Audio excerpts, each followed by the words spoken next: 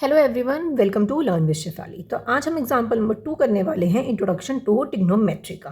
ठीक है, example number 1 और ट्रिग्नोमेट्रिक रेशियो जिसमें मैंने आपको अच्छे से समझाया है, वो वीडियो आपको ऊपर आई बटन में मिल जाएगी अगर आपने वो वीडियो नहीं देखी हो तो। ठीक है, एग्जाम्पल नंबर 2 क्या है हमारा? If angle B and angle Q are the acute angle such that sine B and sine Q, then prove that angle B is equals to angle Q. हमें ये चीज़ प्रूव करनी है कि एंगल बी जो है वो एंगल क्यू के equal है। सबसे पहले हमें, वैसे तो हम एक ट्रायंगल के अंदर बात कर सकते हैं, लेकिन हम यहाँ पे सेपरेट ट्रायंगल बनाएंगे जिससे हम एंगल बी और एंगल क्यू का इक्वल करके दिखाएंगे। ठीक है, मैं करती हूँ, सबसे पहले एक ट्रायंगल बनाती हूँ। ठीक है, ये मैं एक ट्रायंगल बना दिया। ठीक है, एक ट्रायंगल और ये आपका दूसरा ट्रायंगल। ठीक है, ये है आपका ए बी सी। ठीक है, ये वाला हो जाता है आपका पी क्यू आर। ठीक है, ये दो ट्रायंगल हो गए आपके। थोड़ा सा शेप बिगड़ गई है बट कोई बात नहीं। तो ये दो ट्रायंगल्स की बात हो गई। अब हमें बोला गया है कि एंगल बी और एंगल क्यू, ये दोनों हमारे क्या हैं? एक्यूट एंगल्स हैं। इस वजह से ये 90 डिग्री नहीं हो सकते। 90 डिग्री की हमें ट्रिग्नोमेट्री में ज़रूरत होती है। तो एंगल सी आपका 90 डिग्री है और एंगल आर आपका 90 डिग्री है। ठीक है जी, इसकी हमें ज़रूरत होगी अगर हमें कोई भी साइड को हाइपोटेनस की हेल्प से फाइंड आउट करना है तो। ठीक है जी, ओके। अब सबसे पहले क्या है कि अगर हम इनके साइड्स को, अगर हमें ये चीज़ बतानी है कि एंगल बी और एंगल क्यू हमारा इक्वल है, तो हमें क्या करना होगा? सबसे पहले पूरे ट्रायंगल की साइड्स को हमें क्या करना होगा? इक्वल करके दिखाना होगा। ठीक है, तभी तो हम बोल सकते हैं सीपीसीटी की हेल्प से कि बी जो है वो क्यू के इक्वल है। ठीक है, अब सबसे पहली बात कि हमें गिवन क्या है, तो हम सबसे पहले लिखते हैं कि यहाँ पे गिवन क्या है। हमें यहाँ पे गिवन है कि साइन बी जो है वो साइन क्यू के इक्वल है। That is sine B is equals to sine Q के इक्वल है। और टू प्रूफ क्या करना है हमें? टू प्रूव हमें ये करना है कि एंगल बी जो है वो किसके इक्वल करना है? हमें एंगल क्यू के इक्वल करना है। तो चलिए अब हम सबसे पहले प्रूफ करना स्टार्ट करते हैं। अब सबसे पहले हमें क्या करना है? हमें क्या गिवन है? गिवन की हेल्प से हम आगे फाइंड आउट करते हैं कि साइन बी जो है वो इक्वल है साइन क्यू के। यहाँ लिखती हूँ sine B is equals to sine Q. दोनों का हम निकाल सकते हैं। सबसे पहले हमने ट्रिग्नोमेट्रिक रेशियो पढ़ा, तो उसमें हमने एक बहुत ही ज़्यादा बेसिक चीज़ पढ़ी है इनको निकालने की। वो क्या चीज़ है? पंडित बद्री प्रसाद हर हर बोले सोना चांदी तोले। तो साइन का क्या हो गया हमारा? Perpendicular upon base. ठीक है, तो हमें ये चीज़ पता है कि बी आपका एक्यूट एंगल है, तो उसके सामने वाली साइड क्या हो जाती है? आपकी परपेंडिकुलर हो जाती है। और 90 डिग्री के सामने वाली कौन सी हो जाती है? आपकी हाइपोटेनस हो जाती है। और नीचे वाली क्या हो जाती है? बेस हो जाती है। सेम इस ट्रायंगल में ही आपकी बात होगी। तो 90 डिग्री के सामने वाली कौन सी होगी? हाइपोटेनस। ये आपकी होगी परपेंडिकुलर और ये आपकी होगी बेस। ठीक है, इतना क्लियर है? चलिए, साइन साइन बी सबसे पहले हम निकालेंगे, तो वो क्या होता है हमारा? परपेंडिकुलर अपॉन हाइपोटेनस होता है हमारा। ठीक है, तो इसमें परपेंडिकुलर कौन सी साइड है? ये वाली, that is A C. A C upon hypotenuse A B. ठीक है, ऐसे ही हम किसकी निकालने वाले हैं? साइन क्यू की। ठीक है, साइन क्यू का क्या है? परपेंडिकुलर अपॉन हाइपोटेनस ही है, तो इसका क्या आ जाता है हमारा? P R upon P Q. ठीक है, P R upon P Q.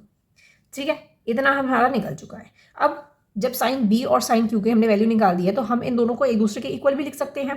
तो मैं इन दोनों को इक्वल भी लिख देती हूँ कि ए सी अपॉन ए बी किसके इक्वल है? P R upon P Q की क्या है? इक्वल है। ठीक है, इतना क्लियर है? चलिए, आपने चैप्टर नंबर 6 अगर पढ़ा हो तो आपको एक चीज़ और क्लियर होगी कि अगर हम जैसे इसको क्रॉस मल्टीप्लिकेशन कर देते हैं या कुछ भी इक्वल प्रूफ करना हो हमें, तो हम क्या कर देते हैं? क्रॉस मल्टीप्लिकेशन वगैरह कर सकते हैं। ठीक है, तो मैं यहाँ पे क्या लिख सकती हूँ कि ए सी को अपॉन में चला जाएगा पी क्यू, और वैसे ही ऐसे ही हम इसको क्रॉस मल्टीप्लिकेशन करके कर सकते हैं। That is A C upon P R is equals to A B upon P Q. मैं ऐसे लिख सकती हूँ। अब इस रेशियो को, ये हमें जो रेशियो गिवन है, इस रेशियो को मुझे लेट करना होगा कि ये इसके इक्वल है। ठीक है, इस हमें क्या लेट करना होगा? ये इसके इक्वल है। इक्वल करने से पहले एक चीज़ देखो, हाइपोटेनस वाली साइड इसके इक्वल होनी चाहिए, ये वाली साइड इसके इक्वल होनी चाहिए। ठीक है, और ये वाली साइड जो है वो इसके इक्वल होनी चाहिए। मतलब लिख देते हैं इसको, that is A B upon P Q, A C upon P R is equals to B C upon Q R. ठीक है, मतलब हमें ये तीनों को इक्वल करके दिखाना है, साइड्स हमें इक्वल करके दिखानी है। ठीक है, तो आप देख सकते हो यहाँ पे आपको क्या दिख रहा है, AC upon PR and AB upon PQ, मतलब हमारी ये वाली दोनों साइड्स हमने इक्वल प्रूफ कर ली है। तो हमें इसके रेशियो को लेट करने के लिए हम कुछ लेट कर लेते हैं, दैट इज इसको ये बोलते हैं कि ये दोनों क्या है, K के इक्वल है, हम इसको K बोल सकते हैं। ठीक है, तो ये आपकी क्या बन जाती है, फर्स्ट इक्वेशन। ठीक है, हमने इतना कर लिया है, अब हमें BC अपॉन QR को भी K के इक्वल करना होगा। तो वो हम कैसे करेंगे, अब BC अपॉन QR, अब हम क्या करेंगे कि हम हाइपोटेनस की हेल्प से, मतलब पाइथागोरस थ्योरम की हेल्प से क्या निकाल सकते हैं, BC की वैल्यू निकाल सकते हैं और QR की भी वैल्यू निकाल सकते हैं। तो चलिए हम हाइपोटेनस की हेल्प से वो और निकाल लेते हैं। ठीक है, तो मैं क्या करती हूँ, यहीं पे करते हैं हम, यहाँ करते हैं। ठीक है, तो यहाँ यूज़ करते हैं कि पाइथागोरस थ्योरम, तो हम यहाँ लिख सकते हैं कि यूजिंग पाइथागोरस थ्योरम। ठीक है, तो हम सबसे पहले करेंगे इन ट्राइंगल ABC, क्योंकि हमें BC की वैल्यू निकालनी है सबसे पहले। तो हमारा क्या फॉर्मूला होता है, हाइपोटेनस का square is equals to perpendicular का स्क्वायर प्लस बेस का स्क्वायर। ठीक है, तो हाइपोटेनस क्या है, AB, मतलब AB का स्क्वायर माइनस AC का इज इक्वल्स टू AC का स्क्वायर प्लस बेस क्या है हमारा, BC का स्क्वायर। हमें BC निकालना है, तो ये क्या चला जाएगा, AB का स्क्वायर माइनस AC का स्क्वायर हो जाएगा इज इक्वल्स टू BC का स्क्वायर हो जाएगा हमारा। ठीक है, तो BC का जो स्क्वायर हमें दे रखा है उसको हम क्या करेंगे, इसको हम रूट में कर लेंगे, दैट इज AB का स्क्वायर माइनस AC का square is equals to BC का स्क्वायर। तो BC की सॉरी स्क्वायर नहीं लगाएंगे क्योंकि हमने रूट लगा दिया है, तो BC का वैल्यू हमारी निकल गई है। ऐसे हम क्या करेंगे, QR की वैल्यू निकाल लेंगे। तो इन ट्राइंगल PQR, ठीक है, वही सेम चीज़ है, हाइपोटेनस का स्क्वायर परपेंडिकुलर का स्क्वायर, जल्दी जल्दी करो, BC का स्क्वायर, हाइपोटेनस कितना हो गया, PQ का square is equals to PR का स्क्वायर प्लस QR का स्क्वायर। ठीक है, तो PQ का स्क्वायर माइनस PR का square is equals to QR हमें फाइंड आउट करना है। ठीक है, तो ये चला जाएगा रूट में, दैट इज PQ का स्क्वायर माइनस PR का square is equals to QR।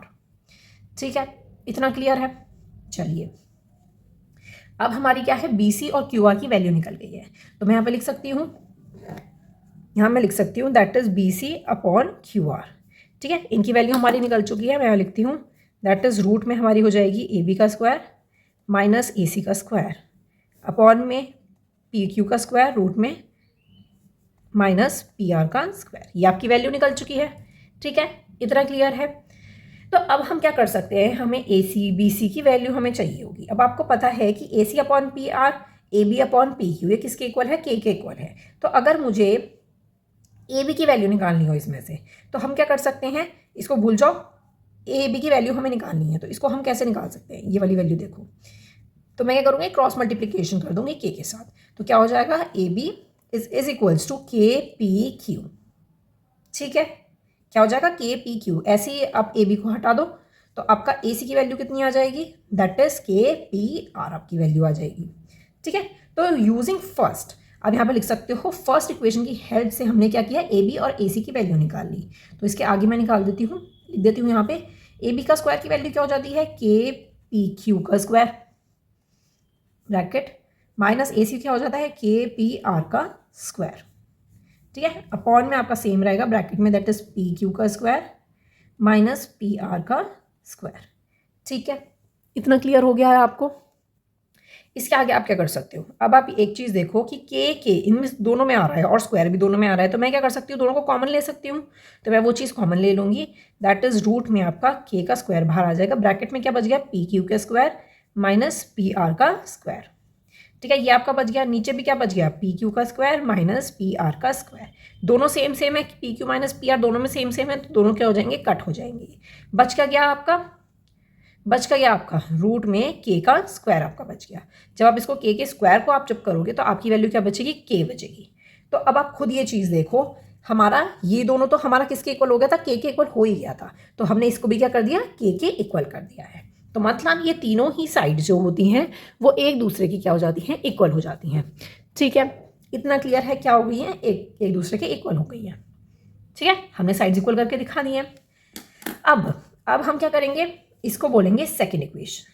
ठीक है, अब मैं लिख देती हूँ, लास्ट में आप लिखोगे from equation first and second AB upon PQ AC upon PR is equals to B C upon Q R, ये इक्वल हो चुके हैं, ठीक है।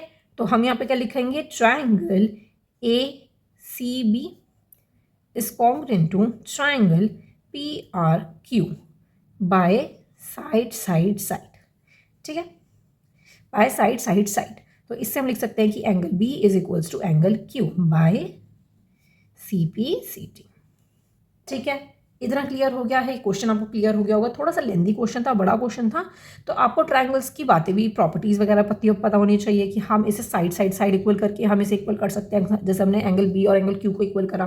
पाइथागोरस थ्योरम आपको बहुत अच्छे से पता होनी चाहिए, और आपको ट्रिग्नोमेट्री के रेशियोज बहुत अच्छे से पता होने चाहिए, जो मैंने आपको बताया पंडित बद्री प्रसाद हर हर भोले, ठीक है। That's all for this video. Thank you so much for watching, keep supporting me, bye bye.